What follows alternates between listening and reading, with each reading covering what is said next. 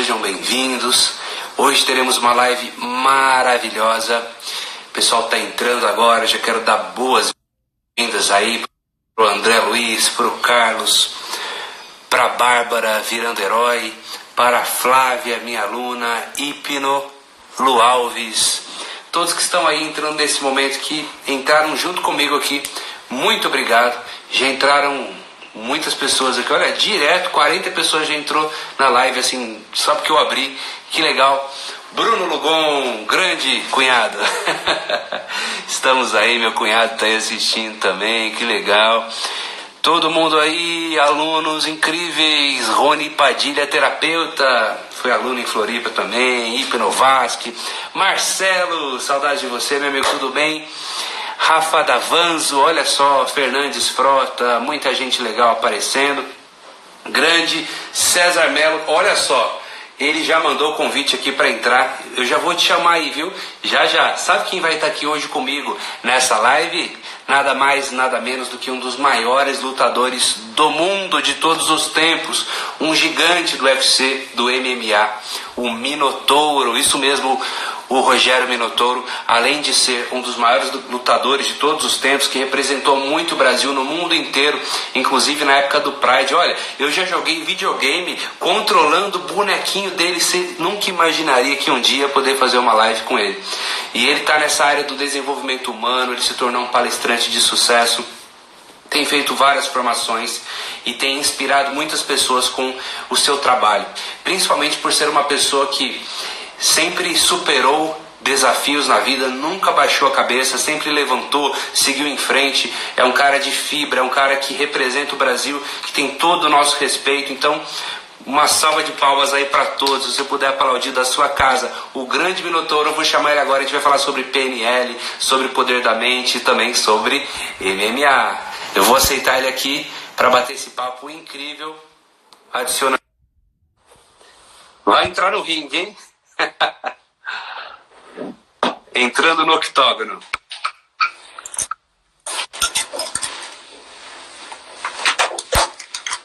Olá, Minotouro. Como é que tá, meu amigo? Tudo bom? Tudo bem. Fala, pessoal. Tô entrando aqui na sala aqui. Bem-vindo. E aí, Lucas, como é que tá? Essa live, poxa, prazer te receber aqui. Satisfação.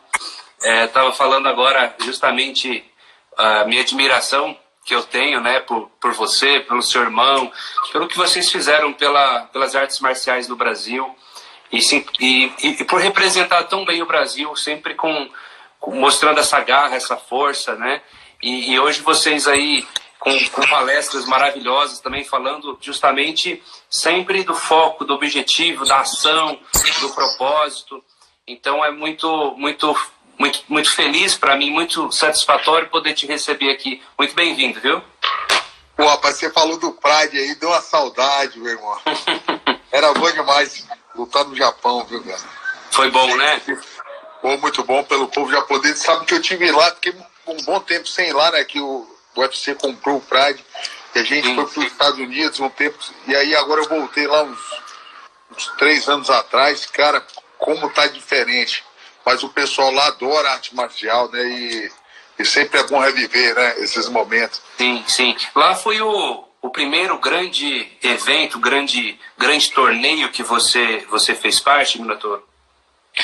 Eu estreiei lutando dentro do Japão, né? Do MMA, né? Estreiei também no jiu-jitsu, no boxe, mas na carreira como profissional foi lá no Japão. No MMA, porque ali foi o ápice o surgimento do MMA mesmo, né? Onde viralizou para o mundo a questão de artes marciais de todos os tipos, né? Inclusive o jiu-jitsu nosso, que começou a ser conhecido, foi lá no Pride, não foi isso? Foi. Eu acho que foi uma oportunidade que nós brasileiros, tivemos de mostrar o trabalho da arte marcial do jiu-jitsu fora do Brasil, né? O jiu-jitsu, ele era conhecido mundialmente, mas começou, né, falar a verdade, foi com o Royce Gracie. Isso. Lá nos Estados Unidos. Derrubava o Royce Gracie, e depois ele ia lá finalizar, o pessoal não sabia. O pessoal começou a treinar, e aí ficou um pouco mais difícil, o pessoal do wrestling, geralmente os caras muito grandes, e aí a gente pegou já essa segunda geração, né, da Brasília Top Team, chute box. Então foi eu, Ricardo Arona, Vanderlei Silva, meu irmão Rodrigo Minotauro, que a gente desbravou aquele negócio de MMA lá no Pride, nos eventos japoneses. Eram os eventos gigantes, né, eventos de 80, 90, 100 mil pessoas, né, dentro do estádio. E nessa época, se não me engano, podia ter pesos diferentes, né? Podia ter pesos diferentes. Tinha, se eu não me engano, o Rodrigo lutou com um cara de 172 quilos. Bob Sapp. Essa luta histórica. Foi uma das lutas. Aí o cara acabou de falar, Minotauro versus Shogun, luta do século ali. É mesmo. Lutas incríveis, né? E bom, desde de criança ou de adolescente começou essa paixão pelas artes marciais? Quando que começou isso aí? Pô, Lucas, começou com... Minha mãe, ela tinha uma academia, né, era uma academia, na verdade, de dança, de balé, jazz. Minha mãe tinha um grupo de dança, de balé, jazz e musculação. E aí, ela tinha 5 filhos, eram 3 homens e 2 mulheres. Ela sentiu a necessidade de botar arte marcial para disciplinar todo mundo, manter todo mundo no esporte. Contratou um professor de judô, ele foi lá dar aula pra gente, a gente começou a entrar nos campeonatos e destacar nos campeonatos e treinava cada vez mais e virou um hábito aí desde criança nas artes marciais, com 4 anos de idade. Nossa, que incrível, né? E olha só, você que veio para essa área agora do desenvolvimento humano, não só pelas artes marciais, mas também vindo beber de várias fontes, né? Da PNL, do coaching, enfim, do poder da mente. E eu acredito, eu presumo, você vai me confirmar ou não, se desde quando você começou a participar de desafios, você já trabalhava coisas que você veio aprender recentemente e falou assim, caramba, mas eu sempre fiz isso, né? Você veio aprender tecnicamente isso, algo que você já fazia intuitivamente há muito tempo, é verdade? Já fazia, né? Essa questão de ancoragem, visualização, né? Algumas ferramentas eu vim falar como eu fazia ainda, como eu fazia e dava certo, e às vezes a gente não acredita, né? Aí quando você coloca numa forma mais técnica, quando você coloca isso dentro de uma ferramenta, você vê a força que tem o poder da mente, né, de mudar. Somente para um atleta, aquele cara que ele começa a treinar com 5 anos de idade, ele tem um sonho, ele começa a traçar meta, aí você começa a entender, né, o trabalho do coach e começa a dar cada vez mais valor, né? Todos os exercícios, desde o coach, a PNL, hipnose, e você fala, pô, poderia ser até melhor, né, se tivesse acesso a isso. Porque eu penso hoje que, assim, em termos de tempo de treino, acesso à suplementação, a equipamentos bons, é meio pareado, né? Acho que um bom atleta, um atleta hoje que vive disso, eles têm acesso a uma boa academia, né? A um suplemento de qualidade, né? Não sei se é o mais caro, mas um de qualidade. Ele tem acesso a essas ferramentas. Então, me parece que o grande diferencial está no emocional e no psicológico. Porque muitas vezes a pessoa treina muito e chega na hora da luta, ela se abala emocionalmente e o adversário acaba aproveitando, né, dessa fraqueza e dominando a luta. O quanto que você acha que o preparo psicológico e emocional, assim, se você pudesse dizer assim, quantos % representa para a performance de uma luta vitoriosa? O emocional e o psicológico do atleta? Cara, eu vou te falar que é meio a meio. Meio a meio, olha só, gente. Meio a meio. Eu acho que você tem que ter, né, realmente, a sua preparação física, a sua preparação técnica ali, do tempo de campo que você vai passar durante, sei lá, 3, 5 meses. Tem que fazer a lição, talvez até um ano. Ele vai te dar uma confiança, né, psicológica de você também chegar na luta muito mais confiante. Então, o que acontece? Às vezes o cara também pode fazer uma grande preparação psicológica, chega na hora ele vê que ele não está treinado.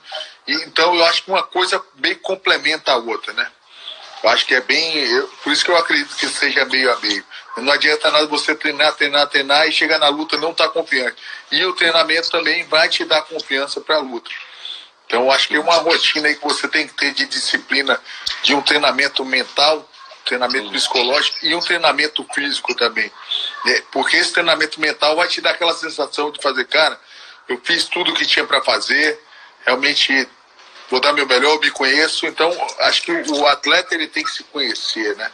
Saber se ele treinou, se não treinou, que na hora da verdade ali o que vai contar é a sua mente, né? Os seus medos, a Sim. sua confiança, o seu ímpeto, a sua atitude ali na hora.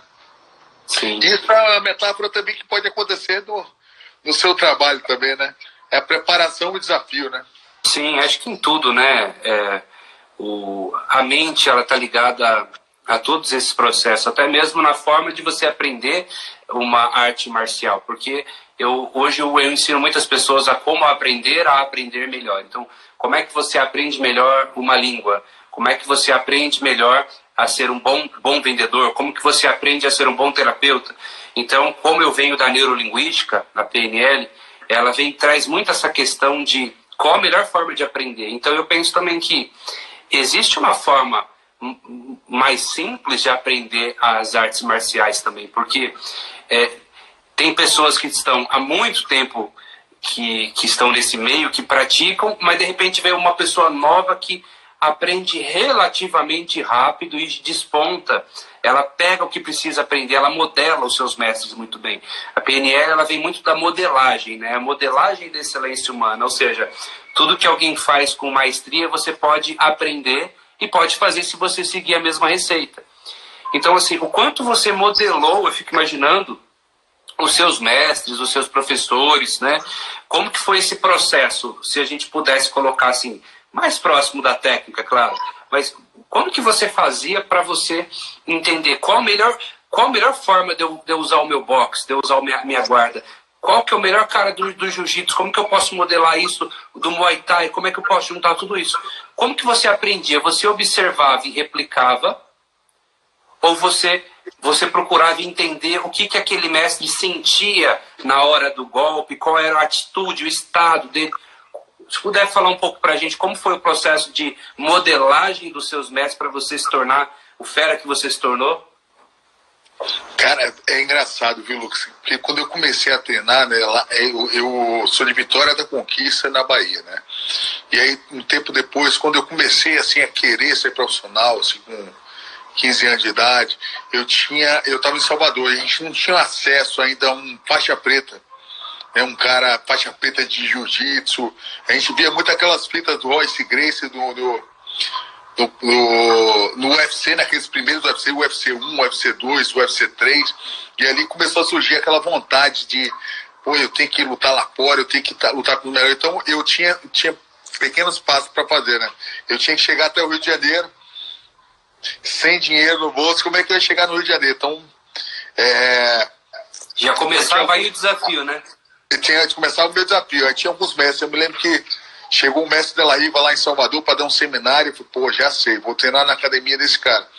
Então eu vou chegar lá no Rio, vou pedir uma bolsa e vou mostrar meu melhor, vou começar a ser campeão, ganhar a oportunidade. E assim eu tinha aqueles pequenos marcos, né? Aí eu conheci o Libório também, o Ricardo Libório, que foi meu mestre também, depois de um tempo. E aí meu sonho é treinar com esses caras aqui da Brazilian Top Team. Na época era a Carson Gracie, eram os caras que eram campeão peso pesado na época, Carson Gracie, Carlão Barreto, Ricardo Libório, Zé Maris Perry, aqueles caras que eu via só, né, eu via muita fita naquela época, né, eu vinha aqui para casa de um cara aqui no Rio, que era o Paquetá, e aí o cara dava todas as fitas, todas as lutas, e a gente ficava ali observando esses caras lutarem. Como é que é a posição que o Zé Mário faz, e a gente tinha um tatame dentro de casa, eu e meu irmão, na verdade um colchonete no chão, eu e ele. E ficava praticando ali 3 horas. O cara fazia, a gente repetia. O cara fazia, a gente volta a fita. Não, o exercício está errado. Volta de novo essa posição. E ficava repetindo. Então chegava um momento que você já praticamente estava lutando praticamente igual aquele cara. Mas era um estilo que eu também não me ousava fazer alguma coisa que não era do meu biotipo, né? Então sempre O Carlão Barreto era o cara que na época dava o triângulo e tal. Era a posição que eu fazia. Della Riva era o cara que jogava guarda, como eu tinha perna grande. Você tinha que adaptar pro seu tamanho, pro seu o estilo peso. daquele cara que eu achava que poderia ser bom pro meu biotipo físico do meu corpo. Né? Então... Gente, olha que incrível, a todos que estão assistindo aí. Uma aula de modelagem, pois a modelagem é quando você começa a pegar minuciosamente as estratégias da pessoa que você julga ter um comportamento de excelência. Então, olha só, hoje a gente tem YouTube, tem tantas lutas para você assistir, tanto conteúdo de tudo, né? Mas naquela época não tinha isso. E ele tinha acesso a fitas. Ele colocava a fita, repetia, via a melhor forma, adaptava, né? Então ele fez uma modelagem por vídeo. E isso me lembrou justamente como surgiu a PNL, pois, não sei quem está assistindo se sabe da história, o Richard Bandler, um dos criadores da PNL, ele precisava de pagar a faculdade e estava sem dinheiro. E ele topou um trabalho de fazer transcrição de takes, de filmes, de um grande terapeuta da época, que chamava Fritz Perls, que trabalhava com gestalt terapia. E ele começou a assistir esses takes, esses vídeos, e começou a transcrever. E começou a perceber que ele estava aprendendo a fazer aquilo. Ele transcreveu tanto o vídeo do Fritz Perls, que a hora que ele se deu conta, ele sabia fazer a terapia dele, que na época era gestalt terapia. E aí ele pensou, caramba, esse negócio funciona, quer dizer que tem como a gente pegar a habilidade de alguém, sintetizar aquilo num passo a passo e tornar aquilo ensinável, replicável. E aí ele passou a ensinar gestalt terapia na faculdade, né? Então olha só, que inteligente que é isso. Um bom lutador, ele usa a PNL o tempo todo, pois ele está tendo que trabalhar ferramentas de aprendizagem, de retenção de informação. Imagina quantos golpes, pessoal, tem que lembrar, quantos tipos de defesa, de posicionamento, de estado, sem falar da questão aeróbica da coisa, da explosão, do impacto, que requer muito treino. Então, para você ver que está tudo ligado com artes marciais, aprender línguas, aprender instrumentos, é como a mente funciona, a PNL, né? E falando de um outro assunto, tem um outro pressuposto que eu queria discutir com você, que é onde vai a atenção, vai a energia, né? A PNL diz, doutor, que aquilo que a gente foca cresce, aquilo que eu dou atenção expande. Então, assim, como que a gente pode correlacionar isso com as lutas que você teve, os desafios que você teve? Pois, se a pessoa foca no problema, dá problema. Se ela foca no concorrente, no inimigo, no adversário, o inimigo fica gigante, o adversário fica gigante. E muitas vezes ela precisa o quê? Focar no que ela sabe, no que ela aprendeu, na maestria dela. Como foi para você? Focar em você mesmo, que eu acredito que ter você como o maior adversário, ou se teve vezes que você empoderou muito alguém que nem era tudo aquilo? Cara, engraçado que quando a gente vai fazer uma luta, por exemplo, a gente costuma fazer um scout, né? Que é fazer um estudo de todos os movimentos do adversário, quantos chutes ele deu no primeiro round, quais foram os chutes com que caracteriza esse chute, chute alto, chute baixo, chute na costela ali, e aí você olha com que mão que ele deu o primeiro golpe, qual é o tipo de finta que ele vai dar para iniciar. Então, geralmente, quando eu começava esses estudos, engraçado, né? E aí sempre eu tinha um menino que trabalha, né, nessa parte, ele sempre mostrava as lutas mais difíceis do adversário, né? E eu sempre falava para ele assim, ó, me mostra, primeira coisa, qual o ponto fraco desse cara? Porque eu não quero já começar, já pensou, se eu for estudar uma luta de um cara, e já começa com 10 knockouts. Você só vê o ponto forte dele. Só vejo o ponto forte nele, então já vou começar minha cabeça pensando, cara, como é que eu vou derrotar? Então o que eu fazia? Eu falava, não, vê qual é a luta mais falha que ele tem, vamos tentar começar pelo ponto fraco dele, e eu tento enaltecer meu ponto forte. Aonde meu ponto forte pode entrar nesse ponto fraco dele ali. Então eu sempre procurei casar esse jogo. A atenção ia no seu ponto forte, e não no ponto forte do adversário. Então sempre eu gosto do boxe. Então eu sempre procurava usar o meu boxe, onde o meu boxe pode se encaixar aí no boxe dele, uma finalização. Então, eu sempre procurei entrar numa luta assim, né? Pensando aonde eu vou conseguir derrotar esse cara. Então, vamos traçar uma estratégia e tentar não fugir dela. Que legal. Se a estratégia não der certo, eu tenho que ter um plano B ali, mas geralmente em cima da minha fortaleza. Né? Tem aquela ferramenta que a gente faz uma análise SWOT, né? Isso. Os pontos fortes, fracos, que é usado em empresas, inclusive. Os pontos fortes, linkando sempre aonde é o ponto fraco dele. Aonde tem um ponto fraco dele. Porque senão você vai começar só a olhar para pontos fortes do adversário e vai começar a tentar botar esse cara. E aí tem até um slide que eu coloco e eu boto assim, você teria desistido, né? Às vezes o seu desafio é muito menor do que você pensa. Porque geralmente quando você pega um gigante, por exemplo, fala daquela luta do Rodrigo com o Bob Sapp. Sim. Meu irmão, 102 quilos, o cara com 172 quilos. O cara é um monstro. O cara 8 lutas, 8 nocautes. Aí você olha assim e fala, onde é que eu vou derrotar esse cara? Se ele tivesse sentado com essa cabeça, com esse mindset, ele não conseguiria vencer aquela luta. Provavelmente ele já ia para aquela luta perdido, né? Sim. Não, essa luta é sensacional, é incrível. E então, aprendam aí, gente, então, vocês que estão assistindo aí, onde vai a atenção, vai a energia. E tem uma outra pressuposição da neurolinguística que diz o seguinte, que não existem fracassos, existe feedback, ou seja, existe um resultado. Porque muitas vezes a gente fica assim, aquela vez por que eu fracassei? Por que eu namorei aquela pessoa que deu errado? Mas por que eu entrei naquela sociedade com aquele cara que me passou a perna? E aí a gente fica se martirizando, se frustrando, como se a gente tivesse tido um fracasso. E o significado de eu dar alguma coisa como fracasso muda já a minha neuroquímica, a minha fisiologia, eu fico chateado por aquilo. Então a PNL diz que não existe fracasso, existe resultado. Que o que você aprendeu com aquilo, né? Você treinou tanto, você trabalhou tanto, você mentalizou tanto, você trabalhou tanta emoção, o resultado foi X. Se você não trabalhar tanto aquilo, o resultado é Y. Então, assim, como que você olha para as lutas que você teve que não tiveram o resultado que você esperava? Você buscava aprender com o que você fez, ou você ficava assim muito chateado de, putz, fracassei, ou ficava por um tempo e era momentâneo e depois falava, não é um fracasso, é um retorno, é um feedback do que eu trabalhei. Como que foi isso para você?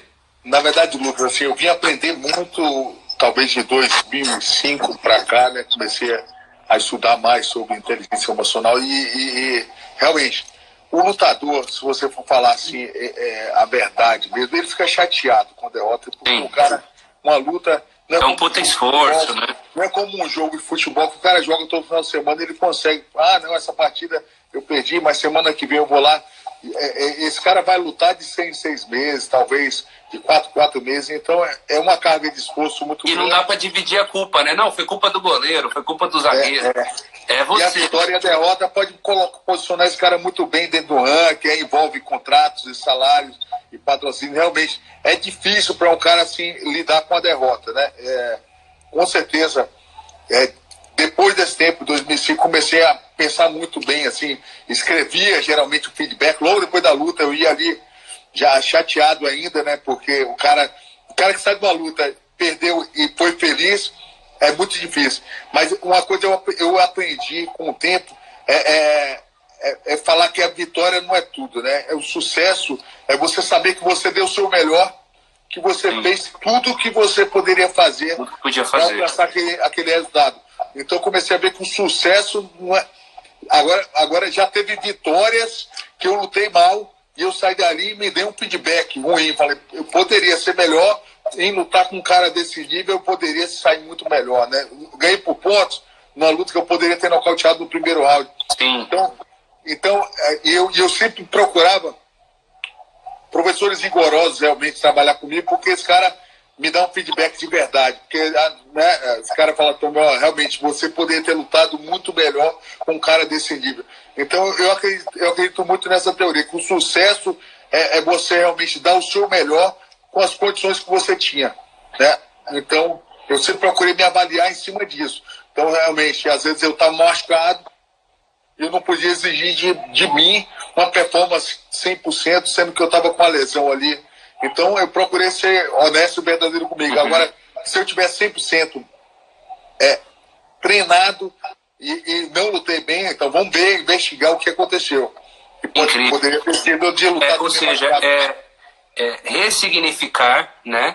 essa palavrinha fracasso por aprendizado, né? O que eu aprendi com isso, como eu posso melhorar para que na próxima luta, no próximo desafio, eu possa vir mais preparado, né?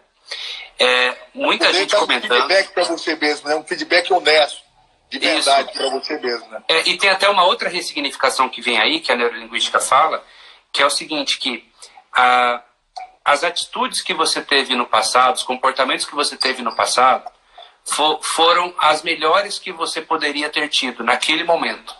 Ou seja, naquele momento que você pensou assim, putz, eu deveria ter levado para o chão aqui, mas eu insisti no boxe e não deu certo naquele momento. Hoje eu tenho essa cabeça, mas naquele momento foi a melhor escolha que você poderia ter. Você teve um raciocínio para chegar naquilo. Isso já ressignifica o passado quando você, às vezes, vamos supor, você fechou sociedade com uma pessoa que não deu certo.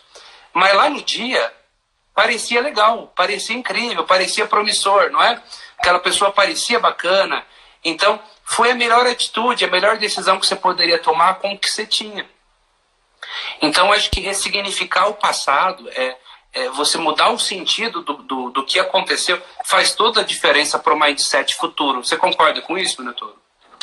Concordo, sim, com certeza. Eu acho que não só para um atleta, né, mas para um profissional também, se você também querer culpar situações de você não deu certo no resultado, mas eu acho que é você querer aprender realmente, aprender com cada lição que você tomou, né? Algumas decisões, se você não tomasse aquela decisão também, poderia você não estar nem ali fechando a sociedade, você não ser um empresário também, né? Sim.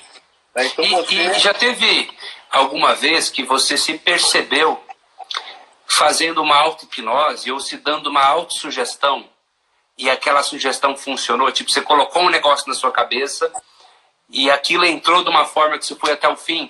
Teve alguma vez que você já se pegou usando o poder da autoafirmação, da autossugestão? Sim, algumas vezes, né? Algumas vezes. Eu acho que antes de luta, principalmente, você tem que entrar num estado de confiança muito grande, né? Então, às vezes você pega uma luta muito difícil. Eu vou citar aqui uma luta que eu fiz em 2005, né? Não tinha tanta experiência assim, e estava machucado, ia lutar com o Dan Henderson. Dan Henderson era um cara naquela época que foi medalha de prata nas Olimpíadas. O cara era campeão do peso médio do Pride, né? E depois, logo depois daquela luta que ele perdeu para mim, ele foi campeão do peso meio pesado, que era o meu peso também. Então era um cara que é ultra campeão, e eu estava no início da minha carreira ali e entrava com um azarão. Então o tempo todo eu tinha que estar fazendo autossugestão, né? E como imaginando aquela luta o tempo todo, e não, eu vou ganhar, eu tenho que entrar com confiança e o jogo vai ser assim.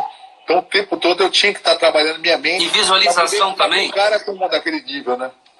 E você se visualizava também sendo vitorioso? Você criava imagens mentais já fantasiando aquela vitória? Sim, o tempo todo. Eu fazia disso com até um exercício. Eu tinha o professor Rubens, um psicólogo, ele fazia o tempo de luta para mim. Então eu tinha uma luta de 20 minutos, eu tinha que fazer uma visualização, né, todo dia depois do meu treino, de 20 minutos, imaginando a luta perfeita, aquela luta, no final, meu braço levantado, como eu queria nocautear. Era muito bacana. Às vezes eu falava até como ia ser o nocaute, e acontecia o nocaute e a finalização daquele jeito. Que quase como uma programação, né? Você programou sua mente para ser daquele jeito. Teve uma luta que eu fiz em Curitiba, que eu fiz tanta visualização, que quando ele entrava em queda, assim, né? E ele era um cara muito bom de queda, parecia que ele estava entrando de câmera lenta, cara. Você já tinha assistido aquele filme? Aquele filme, assim, várias vezes. Durante 3 meses eu via aquele filme todos os dias, durante o tempo da luta. Então já via como ele entrava. Impressionante. Eu falava assim, pô, esse cara tá entrando, ele tá lento, mas ele não estava lento. Eu já tinha visto aquela situação algumas vezes na minha vida. Que legal. E para a mente, os estudos mostram que aquilo que a gente vê, aquilo que a gente imagina, para o cérebro é a mesma coisa. Ilumina e trabalha as mesmas células cerebrais, ou seja, é como se sua realidade interna fosse plástica mesmo, né? Você pode criar uma visualização, um estado de certeza tão grande que seu subconsciente passa a acreditar que aquilo é real. E o fato da sua mente acreditar que aquilo é real altera completamente a forma como você vai se comportar, a sua ação, a sua atitude, né? Então você já pode entrar com a fisiologia de um vencedor no octógono, ou você pode entrar já com, nitidamente com medo do adversário, fragilizado, como a gente percebe algumas lutas por aí, né? Quem manja muito de microexpressões faciais percebe que, nossa, aquele cara parece que ele entrou apavorado, parece que entrou sem o estado de crença, não é mesmo? Na verdade, é esse estado de certeza que você vai ter a vitória. Isso faz total diferença entre a vitória e a derrota. E você, eu falo muito assim pro pessoal que vai tá tendo comigo, né? Você vai lá para ver qual é ou você vai lá para vencer. Então, é muito importante esse estado de certeza. Pode ser que ele não vença, mas é muito importante que ele entre para vencer, né? Sim. Ele joga para ganhar. Acho que quando o cara entra decidido a ganhar, ele já entra com outra atitude, né, dentro do octógono.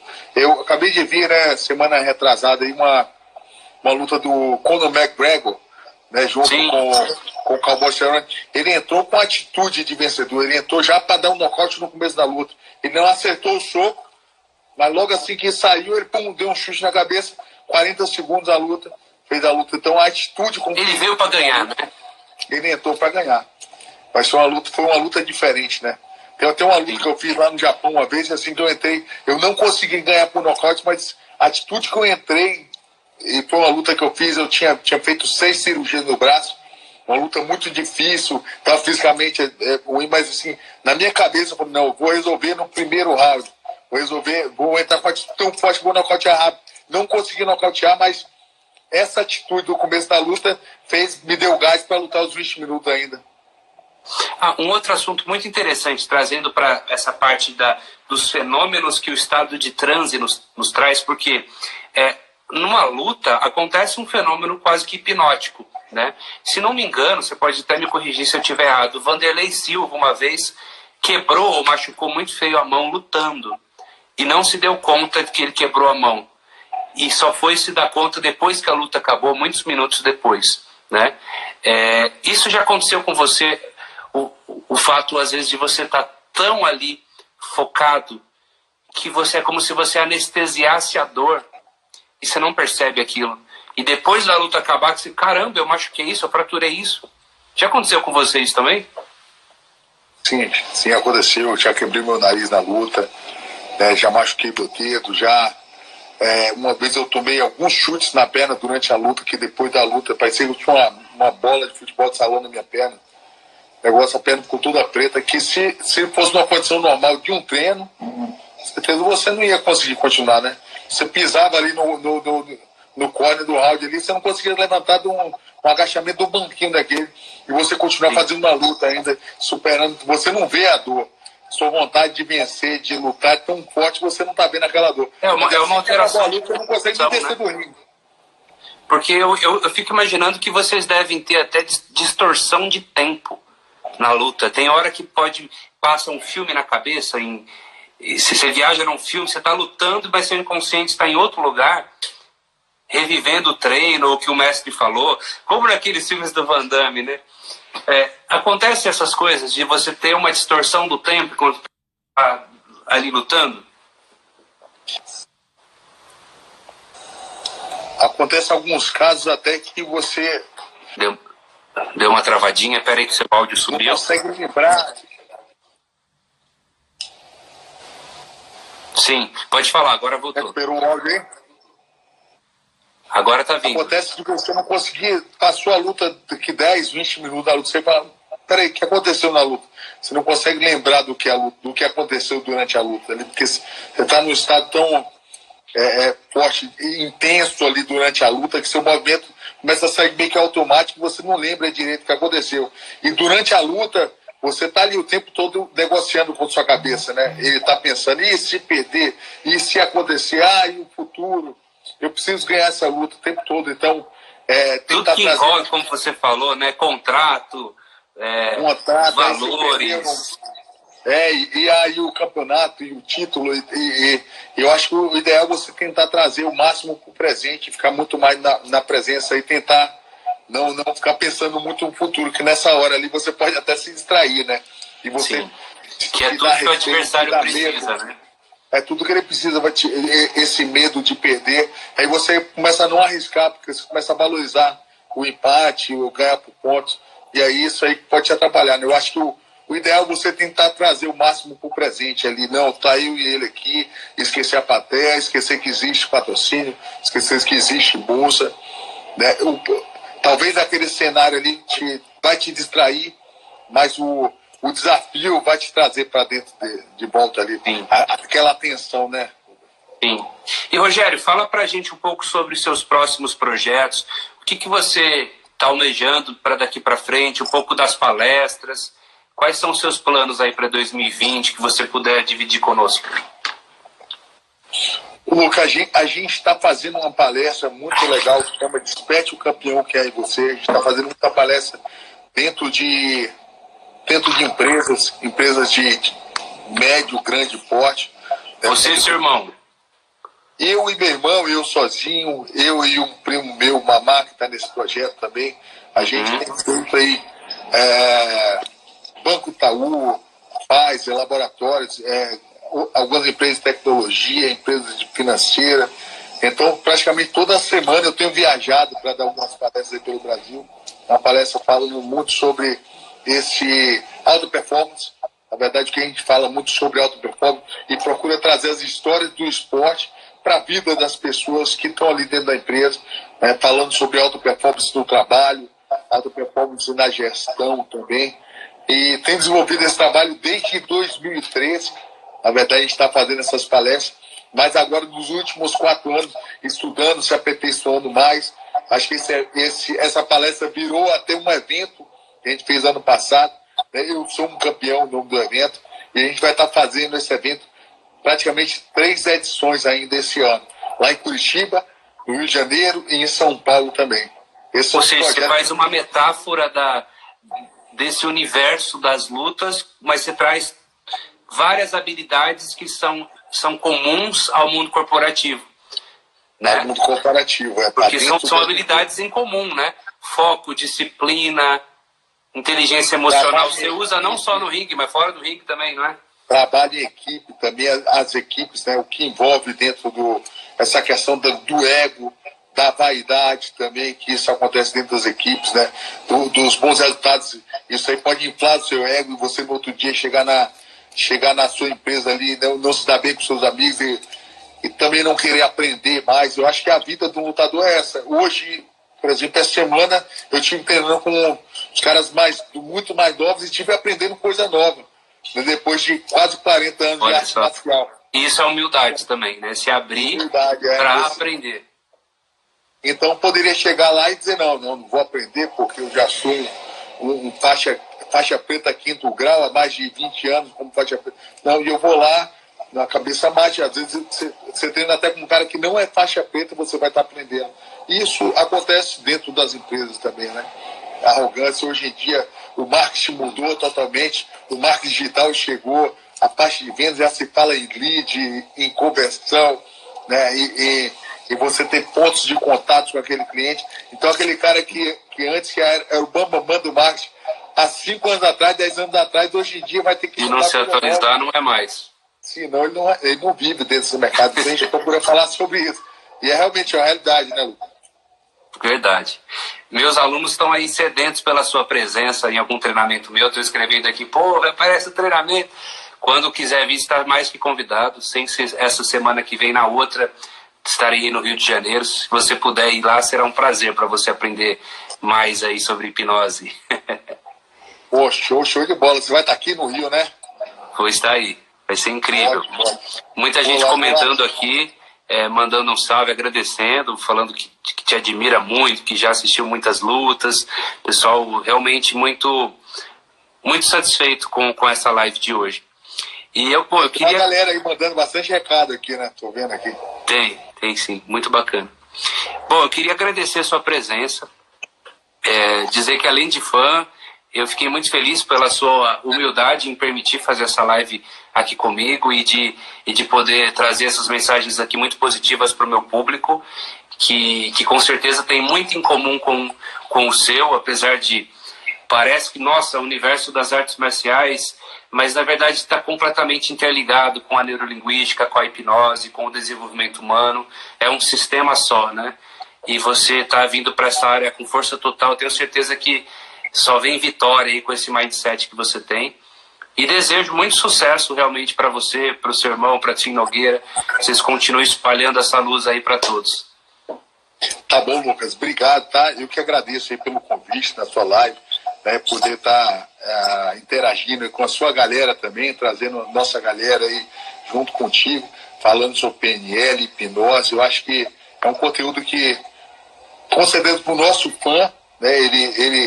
Ele já entende um pouco desse contexto pela luta, mas é uma coisa que pode estar acrescentando muito, não só no trabalho como atleta, como esportista, mas na vida dessa pessoa, né? De estar conhecendo coisa nova. Então, muito obrigado aí, tá? Obrigado pela sua humildade aí, pelo convite dessa live. Com certeza vamos fazer outras lives aí, né? Opa, vai ser um prazer, com certeza. Muito obrigado, uma ótima noite, fique com Deus, bom trabalho para você. Muito sucesso, saúde e paz aí, viu? Valeu, Lucas. Tchau, pessoal. Boa noite. Valeu, boa noite.